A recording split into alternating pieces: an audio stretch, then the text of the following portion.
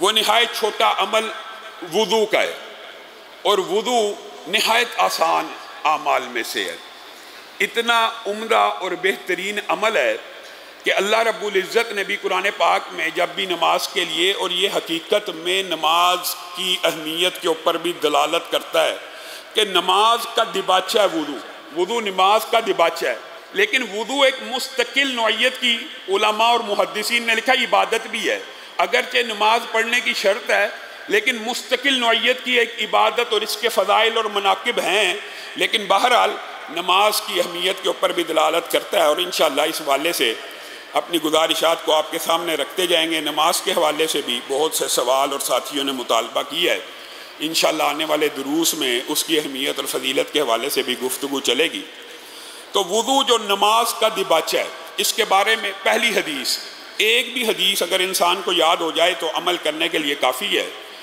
رسول اللہ صلی اللہ علیہ وسلم نے ارشاد فرمایا کہ جو شخص وضو کر کے سوتا ہے، ابھی وضو کر کے سونے کی بات کرتا ہوں، پھر بعد میں وضو کی انڈیپینڈنٹ جو فضیلت ہے وہ بھی آپ کے سامنے رکھوں گا۔ جو شخص وضو کر کے سو جاتا ہے، یعنی رات سونے سے پہلے وضو کرتا ہے، اللہ رب العزت آسمان سے ایک فرشتہ نازل کرتے ہیں جو اس کے ساتھ رات بسر کرتا ہے۔ جو وضو کر کے سوتا ہے اس کے ساتھ آسمان سے ایک فرشتہ آتا ہے جو پوری رات اس کے ساتھ بسر کرتا ہے۔ یہی فضیلت حدیث میں ہو تو عمل کرنے کے لیے کافی ہے، لیکن رسول اللہ صلی اللہ علیہ وسلم نے ارشاد فرمایا کہ وہ وضو کرنے والا بندہ جب کروٹ لیتا ہے، اٹھتا نہیں، جب کروٹ لیتا ہے، کئی مرتبہ انسان کی کروٹ ایسی ہوتی ہے کہ انسان بیدار نہیں ہوتا، اور کئی مرتبہ ایسی کروٹ ہوتی ہے کہ جس میں بیداری بھی ہو جاتی ہے۔ یہاں مراد وہ کروٹ ہے کہ جس میں بیدار نہیں ہوتا، انسان لاشعوری طور پر ہل رہا ہے، کروٹ لے رہا ہے، پانسا پلٹ رہا ہے، جتنی حرکات دوران نیند کر رہا ہے، جو بھی حرکت کر رہا ہے،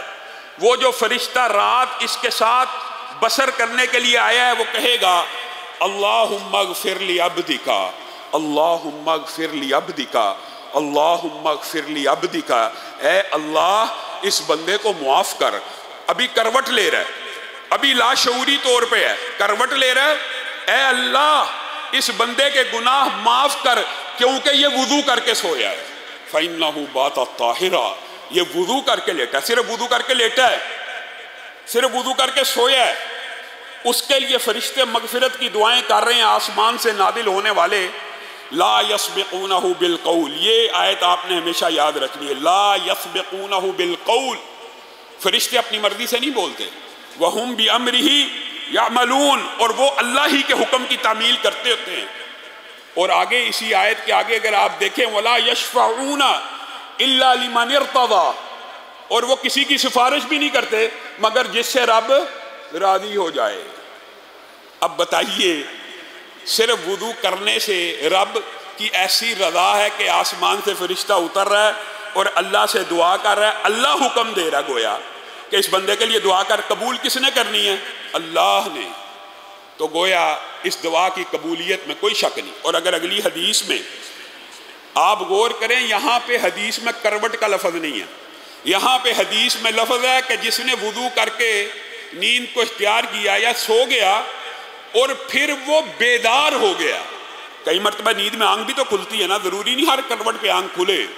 لیکن جس وقت آنکھ کھلتی ہے اس وقت بھی فرشتہ یہ دعا کرتا ہے اللہم اغفر لی عبدک، اے اللہ اپنے اس بندے کو معاف کر کہ یہ وضو کر کے لیٹا تھا اور وضو کے عالم میں اس کی آنکھ کھل گئی ہے۔ یہ دو حدیثیں الگ الگ ہیں، ایک کروٹ کی اور ایک بیداری کی، اور اگر اس کے ساتھ تیسری حدیث ملا لی جائے تو بات شاید میں اور آپ اس کے اوپر عمل کریں۔ کیوں جی؟ ارادہ کرتے ہیں نا انشاءاللہ، وضو کر کے سویا کریں گے انشاءاللہ، ارادہ کرنا چاہیے۔ وعدے کرنے سے کئی مرتبہ انسان پھر وعدہ خلافی کا مرتکب ہو جاتا ہے، بجائے ثواب لینے کے گناہ انسان کمانا، یہ مقصد نہیں ہے۔ ارادہ کریں کہ حسب استطاعت، حسب توفیق، میری بہنیں بیٹیاں، میرے بھائی بیٹے، کہ ہمیشہ پوری زندگی یہ عادت اپنا لیں گے کہ وضو کر کے سوئیں گے۔ اس کے اندر ایک جو بہت بڑا فائدہ جس کا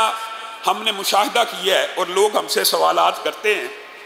کہ علامہ صاحب وظیفہ بتائیں، جیسے جمعے کے اندر آپ کے سامنے واقعہ رکھا تھا، وظیفہ بتائیں۔ ہماری دعائیں قبول نہیں ہوتی، ہمیں کوئی ایسی چیز بتائیں کہ جو دعا کی جائے قبول ہو جائے۔ ہمارے موضوع کے متعلق جو بات ہے وہ یہ ہے کہ رسول اللہ صلی اللہ علیہ وسلم نے ارشاد فرمایا جو بندہ وضو کر کے سو جاتا ہے، اس حدیث میں صرف وضو کا لفظ ہے، جو بندہ وضو کر کے سو جاتا ہے اور پھر اگر رات کے کسی پہر کروٹ لی، آنکھ نہ کھلی، آنکھ کھل گئی، نیند کا غلبہ، اس کے لیے بھی فرشتے دعائیں کر رہے ہیں، وہ پچھلی 2 حدیثوں میں ہے، لیکن یہاں پہ جو الفاظ ہیں وہ یہ ہیں کہ آنکھ اتنی کھل گئی کہ بیدار ہو گیا، شعور جاگ گیا۔ اگر کوئی بندہ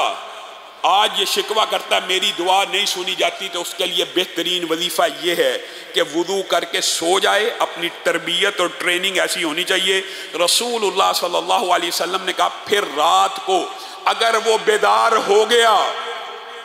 ایسی بیداری کہ جس میں ہوش و حواس آ گیا پورے کا پورا، اس وقت اپنے رب سے جو مانگے گا رب عطا فرما دیں گے۔